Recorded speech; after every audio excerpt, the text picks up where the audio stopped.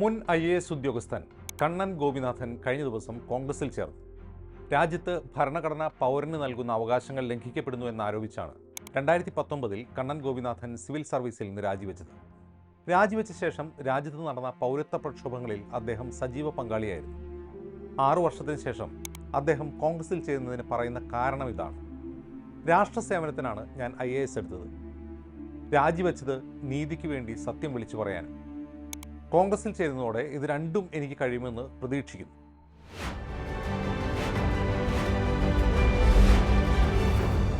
ഭരണകൂടത്തോട് കലഹിക്കുന്ന ആദ്യത്തെ സിവിൽ സർവീസുകാരനല്ല കണ്ണൻ ഗോപിനാഥൻ.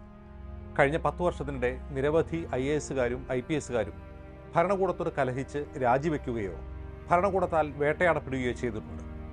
കശ്മീർ സ്വദേശിയായ Shah Faisal, തമിഴ്നാട്ടുകാരനായ Shashikant Senthil എന്നിവരൊക്കെ IASകാരായിരുന്നെങ്കിൽ Sanjeev Bhat, Kuldeep Sharma എന്നിവരൊക്കെ IPSകാരാണ്.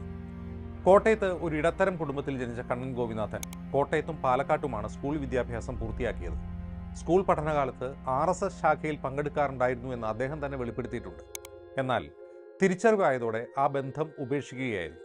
Technical school 10ാം class പരീക്ഷയിൽ 1ാം റാങ്കോടെ പാസ്സായ കണ്ണൻ റാഞ്ചിയിലെ ബിർള ഇൻസ്റ്റിറ്റ്യൂട്ട് ഓഫ് ടെക്നോളജിയിൽ നിന്ന് BTech കഴിഞ്ഞ് നോയിഡയിൽ ജോലി നോക്കുമ്പോഴാണ് ഭാര്യയോടൊപ്പം IAS കോച്ചിങ്ങിന് ചേർന്നത്. ജോലി ഉപേക്ഷിച്ച് IAS കോച്ചിങ്ങിൽ കേന്ദ്രീകരിച്ചതോടെ IAS പാസ്സായി. ആരും തിരഞ്ഞെടുക്കാൻ ഇഷ്ടപ്പെടാത്ത അരുണാചൽ, ഗോവ, മിസോറാം, കേന്ദ്രഭരണ പ്രദേശങ്ങൾ എന്നിവ ഉൾപ്പെടുന്ന കേഡറായിരുന്നു കണ്ണൻ തിരഞ്ഞെടുത്തത്. വടക്ക് കിഴക്കൻ സംസ്ഥാനങ്ങളിൽ മാറ്റം കൊണ്ടുവന്ന 5 IAS ഉദ്യോഗസ്ഥരിൽ ഒരാളായി കണ്ണൻ ഗോപിനാഥൻ അറിയപ്പെട്ടു. 2018 കേരളത്തിൽ പ്രളയമുണ്ടായ സമയത്ത് കേരളത്തിലെമ്പാടും യാത്ര ചെയ്ത് ചുമടെടുത്തും മറ്റും ദുരന്ത നിവാരണ പ്രവർത്തനങ്ങൾ ചെയ്ത കണ്ണൻ ഗോപിനാഥനെ IAS അക്കാദമിയിലെ സഹപാഠികളും സീനിയർമാരുമാണ് തിരിച്ചറിഞ്ഞത്. ചുമടെടുക്കുന്ന കലക്ടർ അങ്ങനെ കേരളത്തിലും അറിയപ്പെട്ടു. 2017 കേന്ദ്രഭരണ പ്രദേശമായ ദാദ്ര നഗർ ഹവേലിയിൽ കലക്ടറായി എത്തിയതോടെയാണ് കണ്ണൻ ഗോപിനാഥന് ഭരണകൂടവുമായി ഏറ്റുമുട്ടേണ്ടി വന്നത്. ഗുജറാത്ത് മഹാരാഷ്ട്ര അതിർത്തിയിൽ സ്ഥിതി ചെയ്യുന്ന കേന്ദ്രഭരണ പ്രദേശമാണ് ദാദ്ര നഗർ ഹവേലി. സാധാരണഗതിയിൽ കേന്ദ്രഭരണ പ്രദേശങ്ങളുടെ അഡ്മിനിസ്ട്രേറ്റർമാർ IAS ഓഫീസർമാരാണ്. 2016 നരേന്ദ്രമോദി സർക്കാർ മുൻ ഗുജറാത്ത് ആഭ്യന്തര സഹമന്ത്രിയായ പ്രഫുൽ ഖോഡ പട്ടേലിനെ അവിടെ അഡ്മിനിസ്ട്രേറ്ററായി നിയമിച്ചു. അമിത്ഷാ ഏറ്റുമുട്ടൽ കൊലക്കേസിൽ പ്രതി ചേർത്ത് ജയിലിലായിരുന്നപ്പോൾ ഗുജറാത്ത് ആഭ്യന്തരമന്ത്രിയായിരുന്നു പ്രഫുൽ പട്ടേൽ. 2019 ലോക്സഭാ തെരഞ്ഞെടുപ്പ് കാലത്ത് വരണാധികാരി എന്ന നിലയിൽ MP ആയ മോഹൻഭായ് ദേൽക്കറിന് തെരഞ്ഞെടുപ്പ് ചട്ടലംഘനത്തിൻ്റെ പേരിൽ ഒരു നോട്ടീസ് അയച്ചു. തെരഞ്ഞെടുപ്പ് കാലത്ത് സാധാരണ നടക്കുന്ന ഒരു നടപടിയായിരുന്നു അത്. എന്നാൽ അഡ്മിനിസ്ട്രേറ്ററായ പ്രഫുൽ പട്ടേലിന് അത് ഇഷ്ടപ്പെട്ടില്ല. കണ്ണന് കാരണം കാണിക്കൽ നോട്ടീസ് അയച്ചു. തെരഞ്ഞെടുപ്പ് കാലത്ത് ഉദ്യോഗസ്ഥർ തെരഞ്ഞെടുപ്പ് കമ്മീഷനാണ് റിപ്പോർട്ട് ചെയ്യേണ്ടത് എന്നതിനാൽ കണ്ണൻ ഗോപിനാഥൻ ഇതേക്കുറിച്ച് തെരഞ്ഞെടുപ്പ് കമ്മീഷന് ഒരു പരാതി നൽകി. തെരഞ്ഞെടുപ്പ് കമ്മീഷൻ പ്രഫുൽ പട്ടേലിന്റെ നടപടിയെ രാഷ്ട്രീയ സമ്മർദ്ദം ചെലുത്തലായി കണ്ട് ഷോക്കോസ് നോട്ടീസ് പിൻവലിക്കാൻ ആവശ്യപ്പെട്ടു. പട്ടേലിന് വഴങ്ങേണ്ടി വന്നു. എന്നാൽ RSSകാരനായ മുൻ BJP MLAയും ഗുജറാത്ത് മന്ത്രിയുമായ പ്രഫുൽ പട്ടേലിന്റെ ഇഷ്ടക്കേടിന് പാത്രമായ കണ്ണൻ ഗോപിനാഥന് ജൂൺ മാസത്തിൽ കലക്ടർ സ്ഥാനം നഷ്ടമായി. ഊർജ്ജ സെക്രട്ടറി ആയിട്ടായിരുന്നു പുതിയ നിയമനം. ഊർജ്ജ സെക്രട്ടറി ആയിരിക്കെയാണ് ലീവ് എടുത്ത് കേരളത്തിൽ ദുരിതാശ്വാസ പ്രവർത്തനത്തിന് എത്തിയത്. അതിൻ്റെ പേരിലായി അടുത്ത കാരണം കാണിക്കൽ നോട്ടീസ്.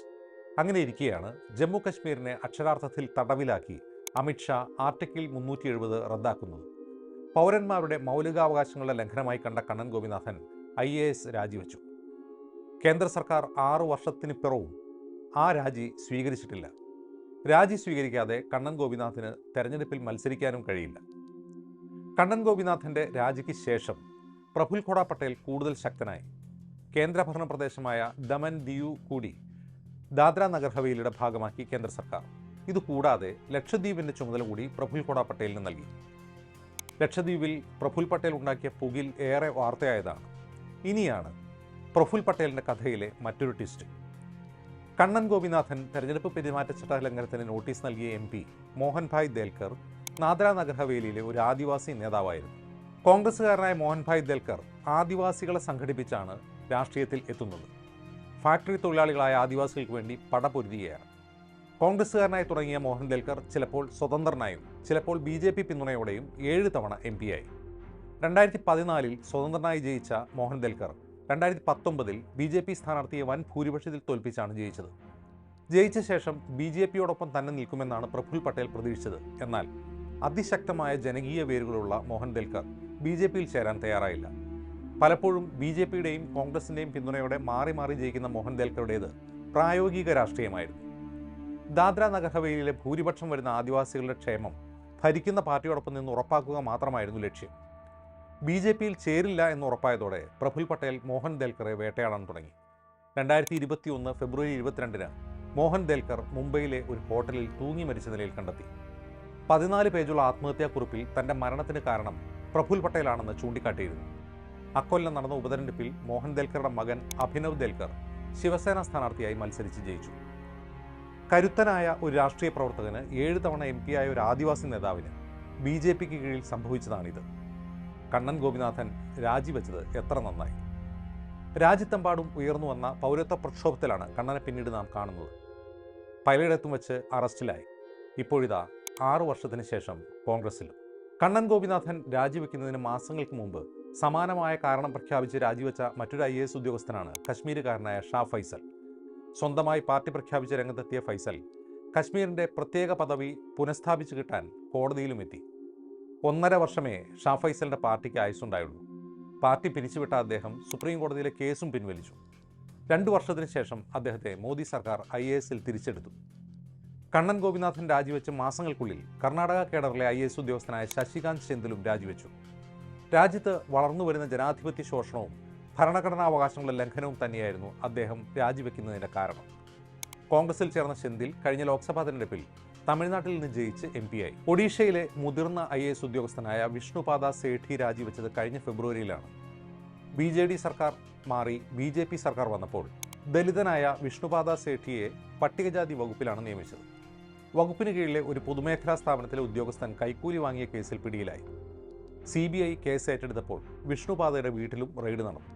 30 വർഷത്തെ സർവീസുള്ള തന്നെ മറികടന്ന് ജനറൽ കാറ്റഗറിയിലുള്ളയാളെ പ്രൊമോട്ട് ചെയ്തതിൽ സേഠി പ്രതിഷേധിച്ചിരുന്നു. റെയ്ഡ് നടന്നതോടെ സേഠി രാജിവെച്ചു. ഇനിയും രാജി സ്വീകരിച്ചിട്ടില്ലെന്ന് മാത്രമല്ല, മുൻകൂർ ജാമ്യം നിഷേധിക്കപ്പെട്ട് ഏത് സമയവും CBI അറസ്റ്റിന്റെ ഭീഷണിയിലാണ് സേഠി. രാഷ്ട്രീയ പകപോക്കലാണ് പിന്നിലെന്ന് BJD ആരോപിക്കുന്നു. IASകാരോടൊപ്പം ഭരണകൂട വേട്ടക്കിരയായ IPSകാരെയും ഓർത്തിരിക്കേണ്ടതാണ്. നരേന്ദ്രമോദിയും അമിത്ഷായും ഗുജറാത്ത് ഭരിക്കുമ്പോൾ അവരുടെ അപ്രീതിക്ക് പാത്രമായ നിരവധി പേരുണ്ട്. RB ശ്രീകുമാർ, സഞ്ജീവ് ഭട്ട് തുടങ്ങിയവർ ഗുജറാത്ത് കലാപവുമായി ബന്ധപ്പെട്ടാണ് ഭരണകൂടത്താൽ വേട്ടയാടപ്പെട്ടത്. മോദിക്കെതിരെയും സുപ്രീം കോടതി വരെ നിയമപോരാട്ടത്തിന് ഇറങ്ങിയ സഞ്ജീവ് ഭട്ട് പിന്നീട് പിരിച്ചുവിടപ്പെട്ടു. പിന്നീട് മോദി ഭരണകൂടത്തിന്റെ രൂക്ഷ വിമർശകനായി മാറിയ സഞ്ജീവ് ഭട്ട് ഇപ്പോൾ 30 വർഷം മുമ്പുള്ള 2 കേസുകളിൽ ജീവപര്യന്തം തടവ് ശിക്ഷ അനുഭവിക്കുകയാണ്. സമാനമാണ് RB ശ്രീകുമാറിൻ്റെയും അവസ്ഥ. ഗുജറാത്ത് ഇരകൾക്ക് വേണ്ടി സർവീസ് കാലത്തും ശേഷവും നിലകൊണ്ടതിൻ്റെ പേരിൽ അദ്ദേഹം അറസ്റ്റ് ചെയ്യപ്പെട്ടു. ചാരക്കേസ് ഗൂഢാലോചനയിൽ ഇപ്പോൾ CBI പ്രതി ചേർത്തിരിക്കുന്നു.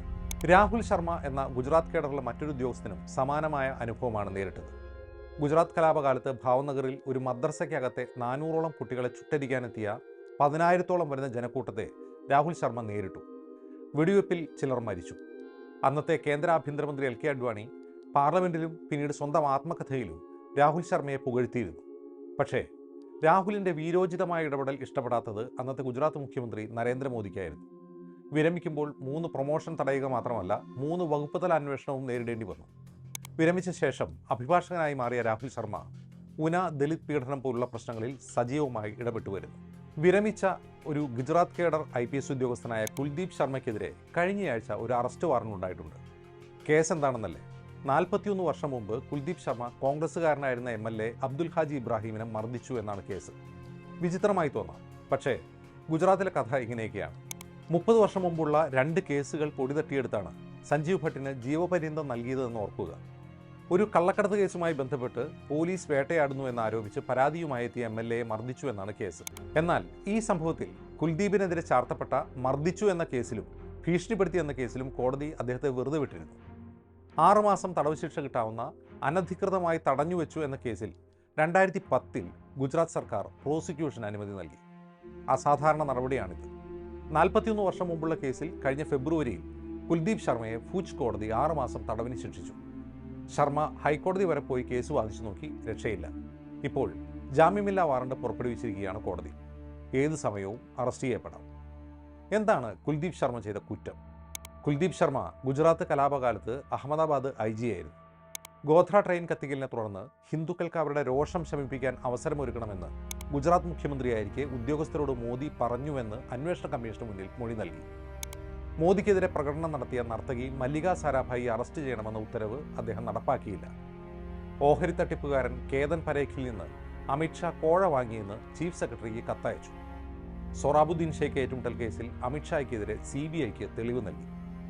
കമ്പിളി കോർപ്പറേഷനിലേക്ക് സ്ഥലം മാറ്റിക്കൊണ്ടാണ് അമിത്ഷാ അന്ന് പ്രതികരിച്ചത്. റിട്ടയർമെന്റിന് ശേഷമാകട്ടെ 41 വർഷം മുമ്പുള്ള കേസ് തപ്പിയെടുത്ത് അറസ്റ്റ് വാറണ്ട്.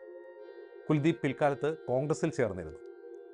ഇത് മാത്രമല്ല, കുൽദീപിന്റെ അനുജൻ പ്രദീപ് ശർമ്മ ഒരു IASകാരനാണ്. ഗുജറാത്തിൽ കളക്ടറായിരുന്നു. അന്നത്തെ മുഖ്യമന്ത്രി നരേന്ദ്രമോദിക്ക് വേണ്ടി ഒരു സ്ത്രീയെ നിരന്തരം പിന്തുടരാൻ അമിത്ഷാ ആവശ്യപ്പെടുന്ന ഒരു ശബ്ദരേഖ പ്രദീപ് ശർമ്മ പുറത്തുവിട്ടിരുന്നു. സ്നൂപ്പ് ഗേറ്റ് എന്ന പേരിൽ അത് അന്ന് വലിയ വിവാദവുമായിരുന്നു. 2014 ലോക്സഭാ തെരഞ്ഞെടുപ്പിന് തൊട്ടു മുമ്പ് പുറത്തു വന്ന ഈ വിവാദം പിന്നീട് സുപ്രീം കോടതി വരെ എത്തി. സുപ്രീം കോടതി ഈ കേസ് അന്വേഷിക്കണമെന്ന ആവശ്യം തള്ളി. പക്ഷേ പ്രദീപിന് രക്ഷയുണ്ടായില്ല. സസ്പെൻഷനിലിരിക്കെ വിരമിച്ച പ്രദീപിനെ തേടിയും കേസുകളെത്തി. സ്നൂപ്പ് ഗേറ്റ് എന്നറിയപ്പെട്ട വിവാദത്തിന് ശേഷം മോദി പ്രധാനമന്ത്രിയായി. ആ വർഷം തന്നെ മോദി ഗുജറാത്ത് മുഖ്യമന്ത്രിയായിരിക്കെ വ്യവസായ സ്ഥാപനങ്ങൾക്ക് ഭൂമി അനുവദിച്ചതിൽ അഴിമതി ഉണ്ട് എന്നാരോപിച്ച് പ്രദീപ് ശർമ്മ അറസ്റ്റിലായി. ED സ്വത്തുക്കൾ കണ്ടുകെട്ടി. മകന്റെ വിവാഹത്തിൽ പങ്കെടുക്കാൻ പോലും ജാമ്യം കിട്ടിയില്ല. ഇപ്പോഴും കേസും കൂട്ടവുമായി ജാമ്യത്തിൽ കഴിയും. ഇവരുടെ എല്ലാം ഇടയിൽ സഞ്ജീവ് ഭട്ട് പ്രത്യേകമായി എടുത്തു പറയേണ്ട പേരാണ്. കഴിഞ്ഞ 7 വർഷമായി അദ്ദേഹം ജയിലിലാണ്. ഗുജറാത്ത് സർക്കാർ തന്നെ പ്രോസിക്യൂഷൻ അനുമതി നൽകാതെ തള്ളിയ കേസുകൾ പൊടി തട്ടിയെടുത്താണ് 3 പതിറ്റാണ്ടിന് ശേഷം അദ്ദേഹത്തെ കുടുക്കിയത്. കുൽദീപ് ശർമ്മയാകട്ടെ 4 പതിറ്റാണ്ടിന് ശേഷമുള്ള കേസിൽ ഏത് സമയവും അറസ്റ്റ് ഭയന്ന് കഴിയുമ്പോഴും അദ്ദേഹത്തിന് കിട്ടാവുന്ന പരമാവധി ശിക്ഷ 6 മാസമാണ്. എന്നാൽ സഞ്ജീവ് ഭട്ടിന് ഒരു കേസിൽ ജീവപര്യന്തവും മറ്റൊരു കേസിൽ 20 വർഷവുമാണ് ശിക്ഷ. സഞ്ജീവ് ഭട്ടിന്റെ ഭാര്യ ശ്വേത നിയമ പോരാട്ടം തുടരുന്നുണ്ട്. എന്നാൽ സുപ്രീം കോടതി അദ്ദേഹത്തിന് വേണ്ടിയുള്ള ഹർജികൾ അനുഭാവപൂർവമല്ല പരിഗണിക്കുന്നത്. വിസമ്മതം രേഖപ്പെടുത്തിയതിൻ്റെ പേരിൽ വേട്ടയാടപ്പെടുന്ന ഈ ഉദ്യോഗസ്ഥരെ, ഭരണഘടനാ മൂല്യങ്ങൾ ഉയർത്തിപ്പിടിച്ച ഈ ഉദ്യോഗസ്ഥരെ വരും തലമുറ ഒരുപക്ഷെ നന്ദിയോടെ സ്മരിച്ചേക്കാം. എന്നാൽ ഇന്ന് ജീവിച്ചിരിക്കുന്നവർ അവരെ ഓർക്കുന്നുണ്ടോ എന്നുള്ളതാണ് പ്രധാനം.